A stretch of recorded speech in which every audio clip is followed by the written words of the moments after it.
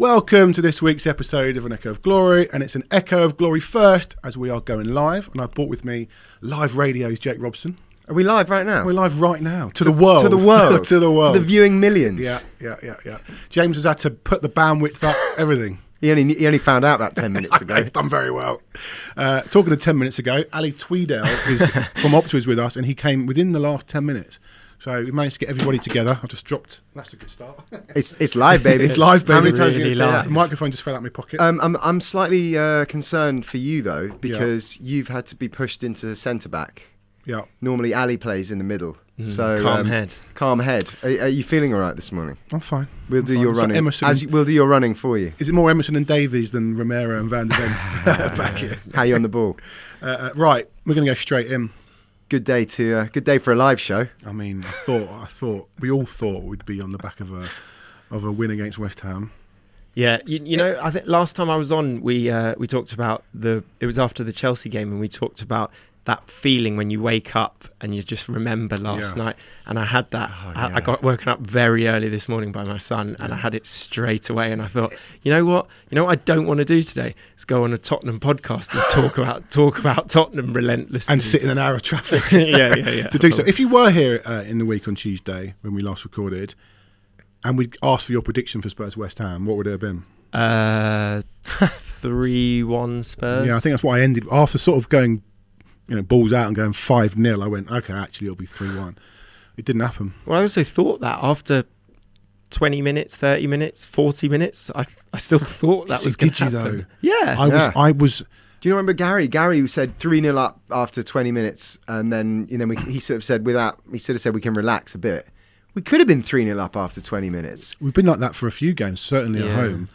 But let's start with the lineup.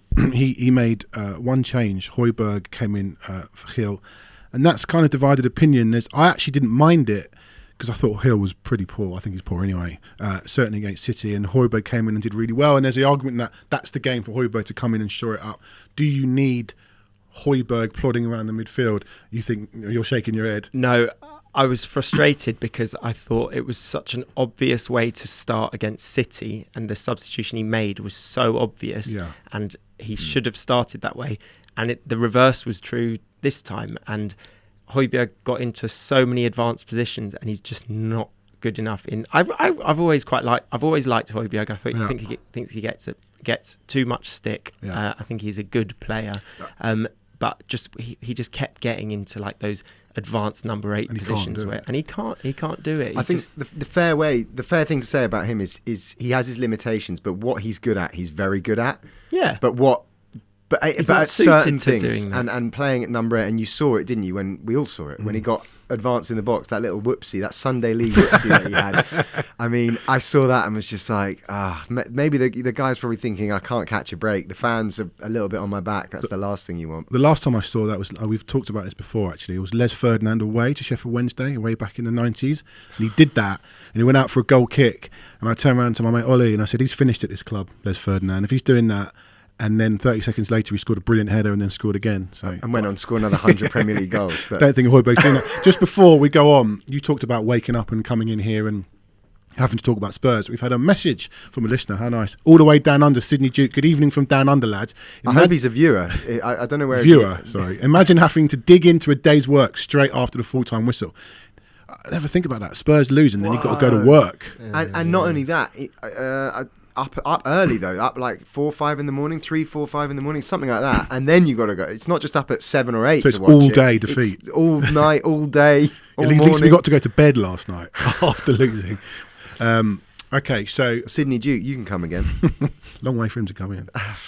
So Højbjerg in this sort of, was it 2 6s? Yes. There's an argument that, and Lo Celso played higher. I don't think Lo Celso's a 10. Last night for me showed it.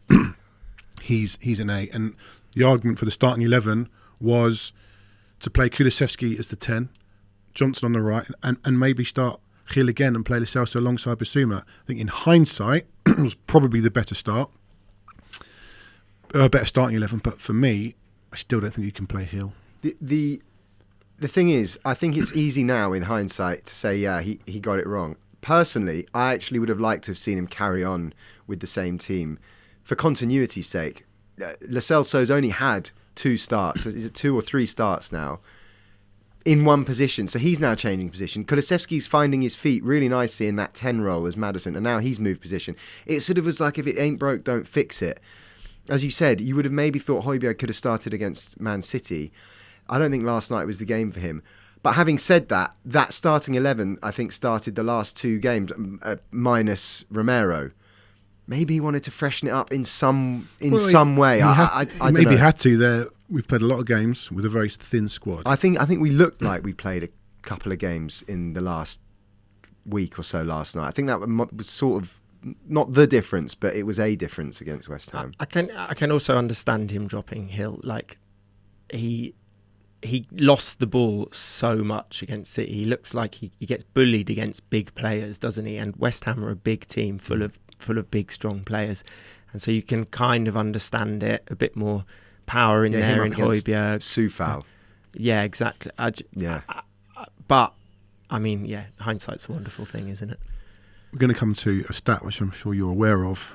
We take the lead. Let's see. Yeah, we take the lead early from a set piece, which surprised me a little bit. It was a really odd goal because Romero, excuse me, Romero heads this ball, and I didn't look away, but that's not going in, and suddenly it drops into the far corner. And we go 1-0 up for the 5th game in a row. Yep. Stat on that? It's not a good one, is it? Is that the stat? Well, first team in Premier League history to go 1-0 up and not win any of those games. Yeah, for 5 in a row. 5 in a row, yeah. And also to do it 3 times at home in a row and lose all of those games.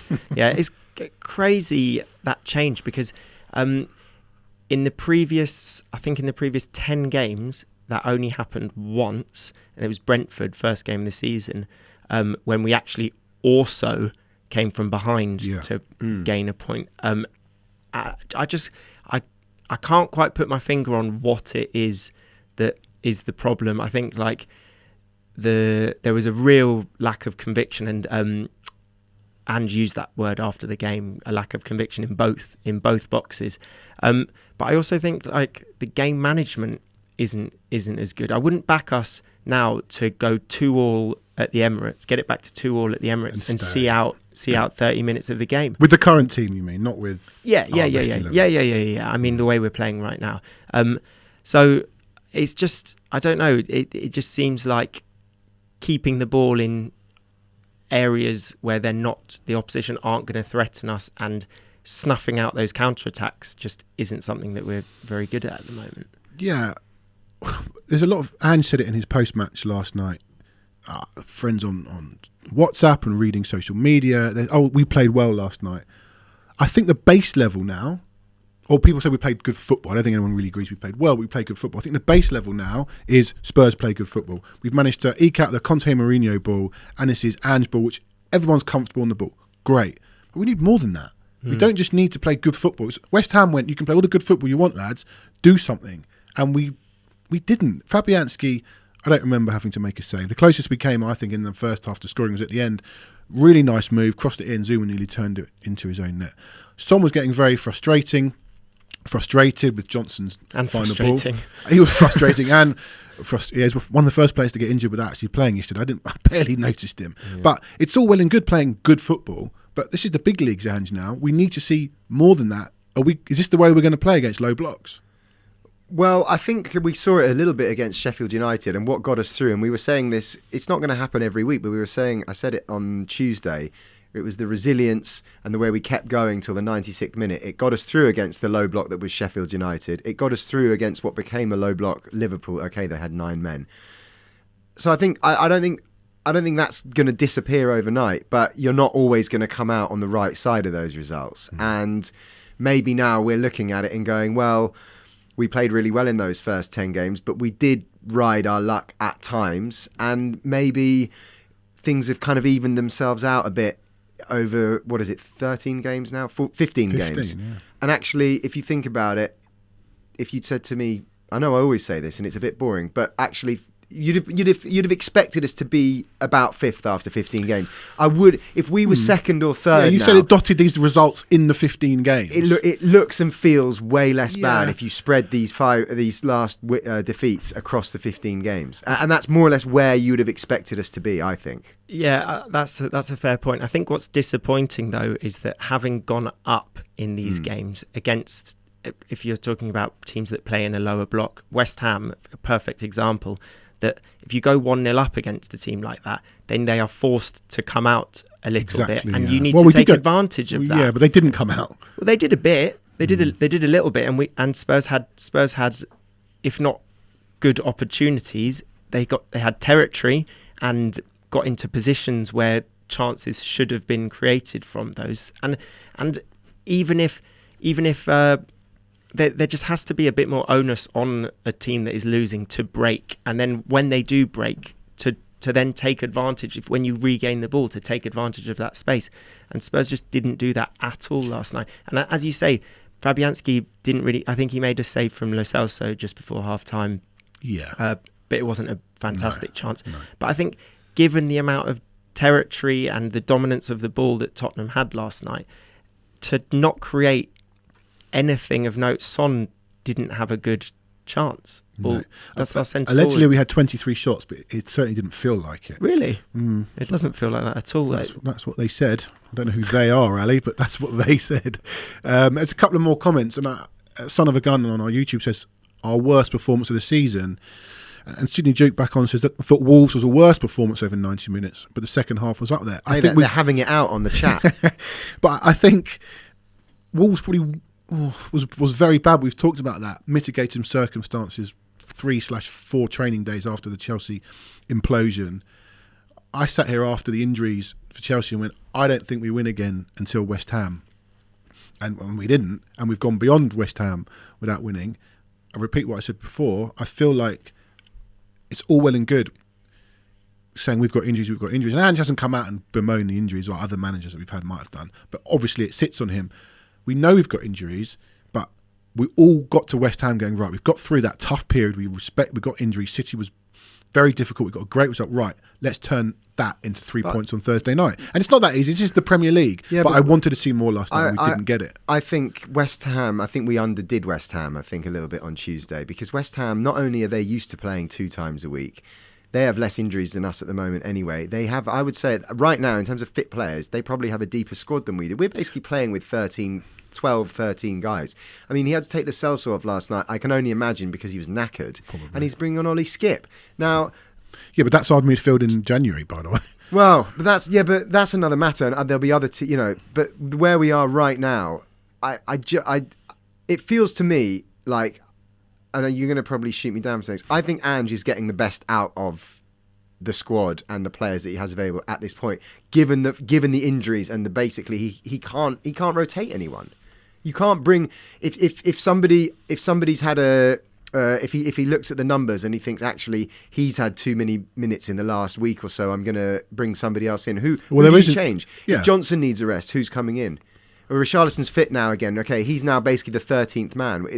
We were tossing up the starting 11. It was a choice. You need 11, and there was basically a choice of 12, and plus Richarlison, and that's it. Well, okay. He wasn't going to start Skip. But Richarlison's not fit enough to start. And basically we were saying he can't start Hill. So the 11 was picked basically for him. But going back to what you said, I agree he's getting what he can out of this squad. But as I said before, it's all well and good playing good football. That's the base level for this team now. We know and just turn these proper footballers playing the way we know they can. I need to see more, and I know it's difficult. I think we will. We've got to show some respect to West Ham. We knew how West Ham were going to play, and they just sat in there. And what happened was he realised, right, we just got to cross the ball. So he stuck Richarlison on, put him in the middle. Porro puts in a great cross, and Richie, who has only scored headers for the club, can't do that now. Puts it wide. I thought he did. He did okay. I thought he did. Okay, but he's got to score. How many games has he been missing for? Don't care. He's 4 yards out. He's got to score. Ali, our XG last night, 1.79 against 2.23. Okay, because both of their goals were tap-ins. Yeah. But at home to West Ham, an XG of 1.79. Yeah. It's not great. Absolutely. West Ham are a better team than you're giving them credit for, though. But I think everything you're saying is correct, and everything you're saying about not having a squad to choose from is correct. The point is that Spurs went 1-0 up from a kind of like a weird goal, and not a goal that it was a lucky goal. It was quite lucky, yeah, exactly. But to then not put the game to bed, having dominated in the way that they did, I just think that is the real problem. And in spite of having 12 fit players, as you say, realistically, who could have started, Tottenham had enough of the game to win that game, to be 3-0 up by half time. And there were just sort of positions where conviction, I keep saying, is the word that Ange uses. It's the perfect word for it. There was just a lack of conviction. Brennan Johnson's finishing, there was a lack of conviction. A lot of Son was getting the ball and kind of taking a touch where he just needed to go put his foot through it first time. And it was almost like we were being careful. And I'm not saying, I'm not complaining about, we're trying to walk it in kind of thing. But it was at times trying to create a perfect goal, when I think just there were times when we could have played a bit more simply, I guess. At times it felt like watching last season's team, where it's very congested and the only option we have is to go wide. And I'm sure if Maddison was playing, it might have been different, but he wasn't. Where are you on Johnson? Because I've sat in this chair for the last few weeks and gone, I need to see a bit more. I watched a couple of Wales games and he hid. And I've spoken to a Forest fan and a Wales fan, and they both sort of said he's a very shy person. I'm sure he's a lovely bloke, and I think that's coming across. It reminds me, they're not the same player, but when we signed Pienaar from Everton, he was this jinking little. I really liked him. He was this jinking little player. Came to Spurs, did nothing but pass the ball backwards. Brennan Johnson has come in and he scored a goal against Wolves. Took on Kyle Walker, great cross for Kulusevski. Obviously got it. So again, a bit like the whole team, you're thinking going into tomorrow, or into last night, sorry. And Southar's a good defender, but come on, go at him. And I feel like it broke down on the transition. Wide left with Johnson and wide right with Kulusevski. Johnson's best position is on the right, but that's only if you're countering and he can go past people. So we're going to play these low block teams, and Kulusevski and Johnson are playing. Well, we're not. It's not great. It's not ideal. Yeah, I've been quite down on Johnson on the left ever since we signed him, because he'd never played there for Forest. He was either on the right or centre forward, and so it felt like he's a very good player, but it always felt like quite a strange signing to me, because Kulusevski was always going to play on the right. And like I said, I've been quite down on him. Then that cross, what he did against City, I was kind of like, I'm wrong. I've seen it, and I'm wrong. That is why he's there. He's obviously capable of playing on that side. Clearly capable. But he is inconsistent. And I suppose what you said when you said he's quite shy made me wonder if maybe you've got to be a big personality to be able to deal with a price tag like that. And you've got to have a strong mentality. Mm-hmm. And maybe it's weighing on him, yeah. Jake? I Mr. Positive? Well, no, it's not even Mr. Positive. It's Mr. Realistic. How many matches has he started? I know, season? But you want to see. No, but not only. Yeah, but you have to take into account not only the number of games he's started. He's moved to a new club. He's a young player as it is. You're saying he's quite shy. You have to give him more time than the evidence that we've seen. I'm not binning him. I'm just saying but you're saying you want to see more from him. But I want to see him take. If he's taking on players and running out of play or being tackled, fine. But he's getting the ball. He's cutting back. He started six of our. So he's moved club for a big fee. So he's got that pressure on him as well. And I think you have to take that into account. He's a young lad. How old is he? 22. He started 6 games. He's playing in a new club, a new system. He's come with a big price tag. He's playing potentially out of position. Well, not potentially. He's a position that he's learning. There's lots to learn, I imagine, under... people say it takes players a while to work out how to play under Pep. Well, I don't imagine Ange it could be similar in that sense. He obviously requires something very specific from all of his players. I think I've seen enough so far to think there's something there. I wouldn't say he's been disappointing. Our friend Sidney Duke, Bowen, Paqueta or Kudus, or Kulu, GLC or Johnson. I thought Paqueta was bad last night. He wasn't interested. I mean, Kudus wasn't even very good. And Bowen didn't do much. No, I would take ours, and not just because I'm a Spurs fan. I think there's more in our players. Take Kudus. I like him. Daniel Sanford, Johnson older than Kulusevski. Johnson older than Kulusevski, plays like he's junior. Yeah, look, I think they've both got talent, but I'm not sure Kulusevski is a winger. at the moment. I've got a problem with his lack of pace. Could be interesting on Sunday. Yeah, we've got someone who can talk about that. Do we? Yeah, he played in the Premier League a lot. How many times? I don't know. Lot though. He played 463 times for Newcastle. I'm told we've got Shay Given with us. And we're going. Let's see if the magic of the tech works. You can still see us. Here we go. You can tell this is really live. is live. There he is. There he is. All I can see is a Christmas tree. But there he is. I can't hear him, James. You will. I will. Hold on. Talk amongst yourselves. Sorry, Shay. Just a couple of technical issues here. Yeah, we're going to get problem. him. Got you. Oh, there he is. There he is. Hello. Thank you for joining us, Shay. Thank you. Apologies for the late arrival. You've done us a favour because we were late as well. Don't worry about it. Good. We've just been dissecting last night's disaster. I understand you were at Goodison. Yeah. I didn't see the game. I was at Spurs.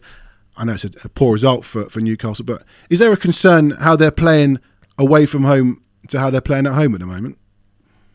I think the bigger picture is probably the injury list. I think it's just endless. And then Lascelles went off injured last night as well. I think they've got like 13 or 14 first-team players out. I think that's the biggest problem. Yes, their home form's much better than away form. That's for sure. I think the home crowd definitely helped. But at the same time, when you've had many injuries to key players, yeah, it's not easy for any squad. And I think they must have the most injuries in the Premier League now. So Champions League, Premier League, Champions League, Premier League. So it's the games are every 3 days, and obviously Tottenham away is going to be a really tough game as well. Yeah. Hi Shay, thanks for joining us. I've No problem. just got a question about you talk about injuries and quite a serious one to Nick Pope last week. Obviously Dubravka is coming in, and Dubravka's been. I always think of him as a good goalie and a very good backup. I have to admit, I've only seen the goals from last night, but they didn't look like the best goals, the best finishes. And I suppose from a Spurs perspective, is that a big drop off that we can see between the two for the weekend? No, I think you're probably being a bit harsh. I think the first goal took a deflection last night. I think the second one was he was 12 yards out of the whole goal they had, and then the third goal obviously has gone through his legs. But I'm not sure if Nick Pope would have made much of a difference with the actual goals. I think Dubravka done okay last night. The bigger picture obviously is Nick Pope's out for, they're talking 4 to 5 months, so that's a large part of the remainder of the season, isn't it? Let's be honest. So the question, Eddie Howe, we need to answer: do they need some more backup or support? Because if Dubravka gets injured, they're down to Karius and Gillespie, who's never played in the Premier League. So it's amazing how quickly it can turn around. You think you've got a strong goalkeeping department and 1 or 2 injuries, and you're up. Well, I can't say the word on here, but you're in a bit of trouble. You're in a bit of trouble, should we say? But yeah, I mean, it's an opportunity for Dubravka, and you're right, he's a very good goalkeeper, I think. But again, there's a risk involved if something happens to him, because every 3 days, obviously, they play you guys on Sunday. They got Milan on Wednesday. The games just keep coming, and again, it's a big ask for not just the goalkeepers, but for the rest of the players as well. Shay, can I ask? You wouldn't know this because you're always first choice, but what the life of a second choice goalkeeper must be very, very difficult to sit on the bench a lot and then be thrown in at the deep end. What's the mentality there to say switched on, not just on the bench if you have to come on as a substitute, but switched on throughout the season? It must be very difficult to be a second choice goalkeeper. Yeah, it's difficult because you have to train the same as if you're going to play on a Saturday or a Sunday or whenever the game is. It's the mentality has to be spot on. You have to be really focused on that you are starting, and the worst thing for a number 2 or number 3, then 9 times out of 10 you're not starting. So when you train hard all week, it's to play at the weekend and to show your skills and your ability and how good you are and how hard you've worked. But when you don't play, it can be very, very frustrating. But you just look at what happened to Newcastle goalkeepers last year. Yeah. Karius from nowhere really played in the cup final. So, Nick Pope got suspended. Dubravka was cup tied, and before you know it, like his first game for Newcastle was in a cup final. And it's mad. I was at Newcastle for 12 years, and I think Karius might play one game and won a trophy after playing 90 minutes. It's mad how things can change very, very quickly. And again, Karius has to have the mindset now that Dubravka could get injured in the warm up, for example, on Sunday, and he has to play. So it turns very, very quickly. What do you made, Shay, of Vicario's start for us? Because obviously, we hadn't really heard of him before this season. We actually had an Italian football expert came on it over the summer to say that he was probably the best goalkeeper in Serie A last year. What have you made of the start, and did you expect him to fit in so quickly? No, I was very impressed with him. I mean, again, I didn't know much about him, if I'm being honest, beforehand. But if you're an Italian expert says he's the best in the league, then that's. You stand by that, and I think his performances, would prove he's a top goalkeeper. Like any goalkeeper comes to the Premier League, the spotlight's on him, isn't it? Of course, and when you follow someone like Hugo Lloris, a World Cup winner, then there's big gloves to fill. But I think he's done brilliant. He's one of the reasons they had such a great start to the season. The first 10 games they were unbeaten. He was a huge part of that. They're having a bit of a dip now, but I suppose a bit like Newcastle, they've had their fair share of injuries as well to key players, so it's not been easy. But I think him as a goalkeeper, he's done brilliant, and Ange Postecoglou will be very, very happy with him. And looking ahead to Sunday, Shay, you say injuries catching up with Newcastle, certainly catching up with Spurs as well. Thoughts on that game, and any particular memories of playing against Spurs? Well, the stadium looks unbelievable. I've not actually had the pleasure of being to the new stadium yet, but I've seen the pictures on TV. It looks absolutely unbelievable. I'd love to have played there, but obviously some decent memories and not so good memories going to White Hart Lane, of course, the old stadium. Always remember a great atmosphere. Of course, the fans are very close to the pitch, and we always had a tough game down there. And nothing really will change on Sunday for the lads as well. I think, again, it's recovery and is key for, I suppose, both teams after last night's game. But yeah, I mean, the new stadium looks literally out of this world, and probably Newcastle hierarchy will be going there on Sunday thinking, this is something that probably we need to build at St James's Park, because it is just a special place to play football. And of course, I do like the manager as well. I followed him as a Celtic supporter growing up. He had a great time, obviously, in Glasgow Celtic, and he's quite refreshing, I feel, for the Premier League as well, the way he speaks and stuff as well. So I've got a lot of time for him, and I think the Spurs fans have taken to him as well. Can I get a prediction? I knew you were going to ask me that. I think it's a tough game. Again, it'll be who's fit for Newcastle from a Newcastle point of view. And again, both clubs have had a disappointing result last night, wouldn't they? So they'll both want to bounce back. I think probably for me, I think Newcastle can hopefully go there and get a draw at least. I think a draw would be a positive result going into the Milan game next week, but it's not going to be easy. I think there'll be a reaction from Tottenham as well, because they've had a couple of disappointing results, of course they had. So let's say a score draw. We'll sit on the fence. Can I just ask you before we let you go, Shay, what would be 3 games in a week? Newcastle have got another game next week. What would be the preparation for this out of interest? Would they have a rest day today? Will they train tomorrow? Or will they be training today and tomorrow? I think they'll be in today. It's every single sort of minute, every single hour is so important when it comes to sports science and recovery. They'll have travelled back, getting back late last night, probably for lunchtime today, and it'll be all ice baths and massages and all that kind of stuff, purely recover. And even the lads who didn't play last night, they can't even risk training them too hard either, because, they've got a bunch of kids on the bench, a couple of fullbacks, 2 goalkeepers on the bench last night. They literally are down to the bare bones. And you see the fans last night, they stayed and clapped them right to the death, because they know these 10 players have sort of played the last 4 or 5, 6 games, on the bounce, and because they haven't got any other options to play anybody else. So again, it's sort of, they'll probably do a light session tomorrow, like very light, and obviously some sort of tactical, might even be a walkthrough, if I'm being honest, because that's how much you have to try and protect the players at the minute, leading into, what is a very tough game on Sunday. Yeah. Can I just ask one quick last question? Just about Dubravka coming in, are you talking about like recovery and stuff like that? It's always hard to kind of imagine how sort of knackering it is as a goalie, like as someone who's got no experience of that whatsoever. But he's going from not playing at all to suddenly playing, as you say, 3 times a week. How hard is that going to be from him? I suppose from a mental perspective as well.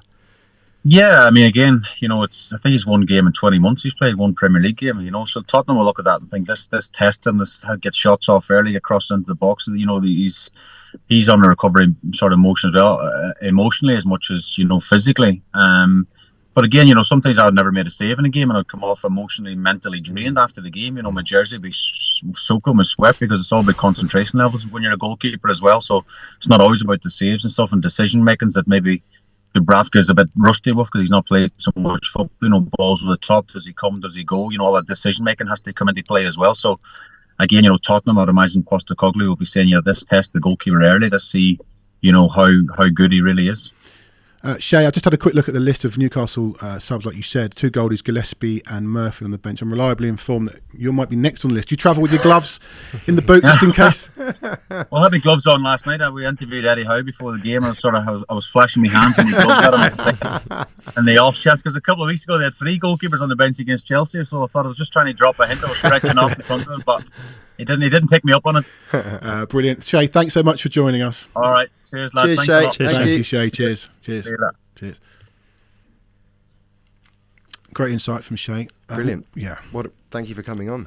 I have this theory, and I didn't bring it up there, but sub goalies, it was a great question, because I have this theory that sub goalies often get injured very quickly, so get themselves sent off when they come on as a sub. It's happened before because they're not focused, they're not tuned into the game. Mindset is very, very difficult position, but at the same time, we played against a reserve team goalkeeper last night. I don't think there's much difference between Fabianski and Areola personally. I think the drop off from Pope to Dubravka is bigger. But I don't think we made the most of playing against Fabianski last night. He showed with the Romero goal. I thought that was poor from him. But we'll come to the Newcastle game shortly. I just want to finish off the last night. We didn't half gift them 2 goals. Well, no, I don't agree. I think the first goal... Come on, you're allowed to agree with that. The first one's completely The first goal unlucky. was complete luck on their part. It's still a gift. It's a still gift. Gift wrap. It is the season. Yeah, I mean,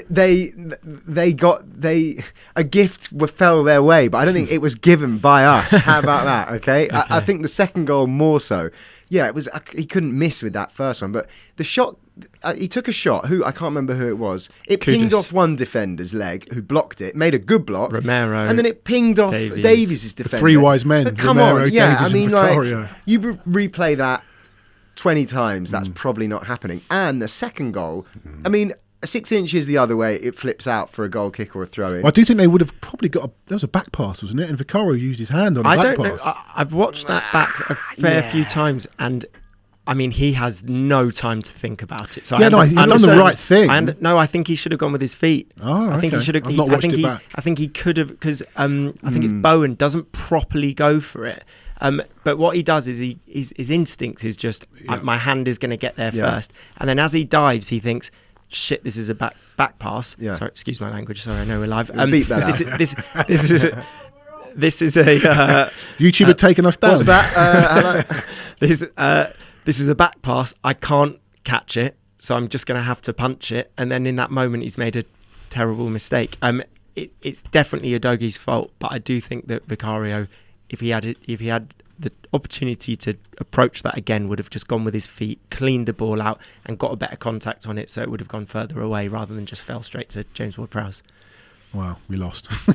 Ultimately, a couple more comments from viewers. Nice to see. It's all going to beep again. That's the feeling I'm getting from Mick Vickers. Yeah, I feel a little bit like that, which is what I kept saying. I felt like we wouldn't win again until West Ham, and we haven't. So Sunday's another day. Shearer was criticising Vicario for not holding on to the ball. It's a bit harsh. I'm not going to criticise. They were saying that they thought he maybe could have gone for his feet. When I saw it in real time, I was thinking, God, how brave is that? Yeah. You can't fault him for bravery if he has made the wrong decision. And on the back pass thing, no one ever scores from an indirect free kick inside the box. Yeah, anyway, I know, I agree. The only Shearer did it once. Spurs are breaking records, so it would have. Gary Diamond, do we know him? Gazette. You sit in this chair or that chair. Top guest, well done, guys. I think he's talking about Ali. I don't know. Son of a gun. Based on what Shay is saying about their injury list, there should be no excuses for a win. Well, not just their injury. They got one away win in the league all season, and that was Sheffield United. They haven't been good away from home. I think at home they are a completely different beast, whether both defensively and in attack. They have the crowd behind them. Last night, defensively, they weren't that good, and I think it would have been the same defence that started against United at home last week that did a pretty good job. So for whatever reason, they're just different this season. There was a suggestion last night. Kieran Trippier made 2 errors that led to their goals. Wow. Not something that you see very often from him. You know, maybe they're looking a bit cooked as well at this point, and that would make sense, wouldn't it, with the amount of injuries that they've got? So it could be the battle of the Walking reserves. Dead. I mean, it's a very, very, very good time to play Us. Newcastle at home, but it's also a very, very, very good time to play Tottenham away. So it's 8-8. They don't score that many goals though. For all their especially away from home, especially they're not that prolific. They've so I don't know. I think that it's another game for Romero. Another game back for Romero. I have to say, I thought at times he looked pretty on it last night. He was excellent. Considering, he's had 3 games. He was excellent, but he did get out-muscled for Burn just before the first goal, which was surprised. Yeah, which led to the first goal, which surprised me. In terms of starting lineup on Sunday, I imagine Sarr will come back in. Yeah, I mean, he should if he's fit enough to start. But then what with Lo Celso as the 10? No, for Højbjerg, surely. For Højbjerg, I don't know what he's going to do because, as I said at the top, I don't think Lo Celso is a 10. I think he's an 8. I don't know what. Look, it's good to have players coming back, but I can't work out what he's going to do with them. If you have Sarr coming back instead of Højbjerg, then you can have 2 8s.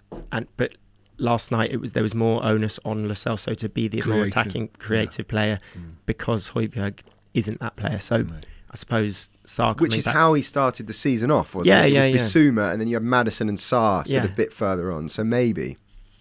So you think he plays Bissouma, Sarr, Lo Celso? I hope. I hope Sarr's fit enough to. Kulusevski and Johnson. Yeah. Richarlison? No. I'm not sure. I think for freshening up and legs' sake, I think I could see Richarlison starting just to give that kind of a bit more energy. Yeah. Having Johnson basically played the last 3 games. I was doing what I would do. It's not. You'd say that our best starting 3 right now of the players that are fit would be Johnson, Son, if he's fit, and Kulusevski. Is there any news on that? Well, do we know anything about that? Son? Alex de Gold said last night about 11 o'clock that Son had come out and done all his interviews, and they thought it was just a bang on the back, and he should be okay. To be fair, if he was properly injured, he wouldn't have done any of the interviews because they'd have just said. Is that some insight from the mix zone? Yeah, well, I wasn't there last night, but I just think the way it goes, it's very easy. Listen, I'm not going to put it on Tottenham. I think it's very easy for any football club to not put out a player for interview. Any given excuse most of the time, they just, because the players. Shay didn't make any excuses. Shay's given excuse. Very good. Any given time. So I'd be. Well, we'll find out in about an hour's time from Ange. Mick Vickers also says Newcastle decimated by injuries. They keep plodding on. I don't know about that. I thought about that. They did obviously turn Man United over in Chelsea. Getting a result in Paris is a good result, but getting beaten by they're different at home. Though. Everton, yeah, exactly. They're different at home. They completely. I mean, PSG at home. I think PSG. So PSG away, they were good, weren't they? They deserved a result. Yeah, needed to score more goals. Can I ask a big question? I think I know the answer to, but I'm going to ask it anyway. Is there any criticism to be labelled at Ange last night? Is there, like I've said a couple of times through this pod, base level is playing good football. We know it's what he does. I just feel, can we maybe start winning some football matches? So my main gripe with Ange last night, and I'm absolutely not saying that this is in any way a reason to be sort of actually in any way annoyed at him, but I do think that when he the game was screaming for him to take off Højbjerg and change things in some way.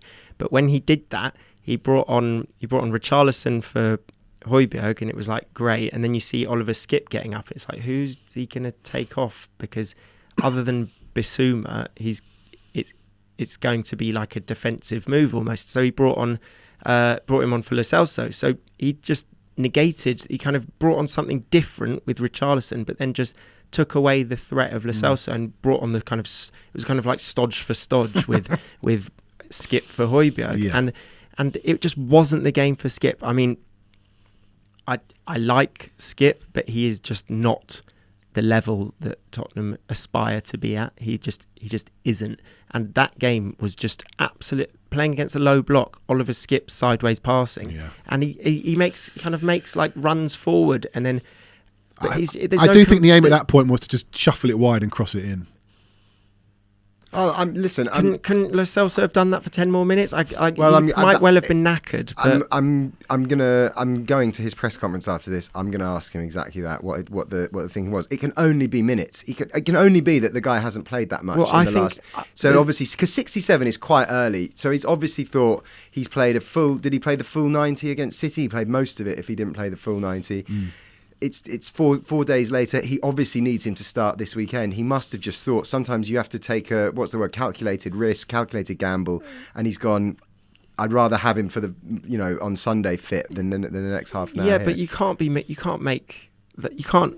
Well, I think in that moment where you're in that moment. It's 1-1 at that point. 1-1. You've got to win this game and worry about the next game later. And the best managers do that. And I think the whole 5 subs thing has played on his mind a bit there, because you can only make them in 3 tranches, they're called, aren't they? Yeah.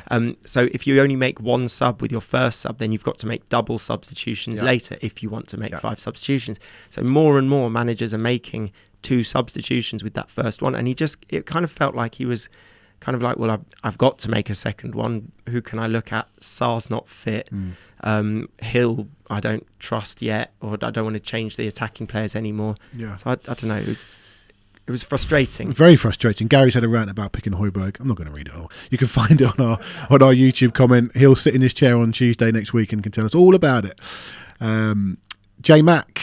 Decky back in the middle, bring Sarr in, Benny or Richie on the left if Richie is fully fit. Yeah, I agree with that, Jay. I think that's what he will probably do. And Gary Diamond's been back on.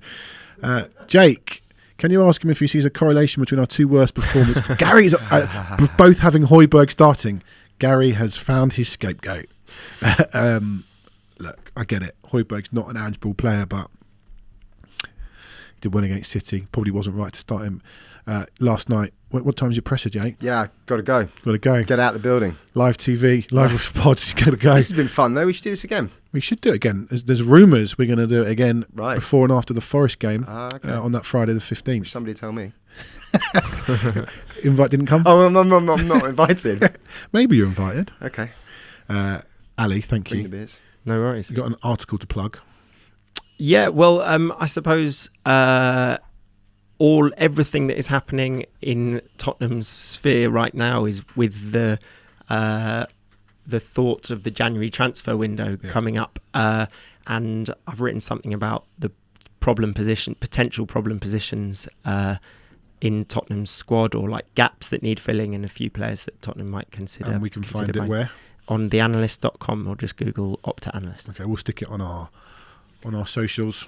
Jake, I know you got to go. I'm out of I'm it. not going to ask you another question. But we enjoy the game Sunday, and we'll see you next week. I'll see you Sunday. We'll see. Oh yeah, we're going to be. We didn't do it last night because it was too wet and nobody would talk to us. We are going to be outside with Jake, hopefully myself and Joe. We've got a little quiz lined up, and come talk to us, and we'll have a chat about Spurs. Jake, thank you very much. Ali, thanks for coming around the North Circuit and all that traffic for our first live show.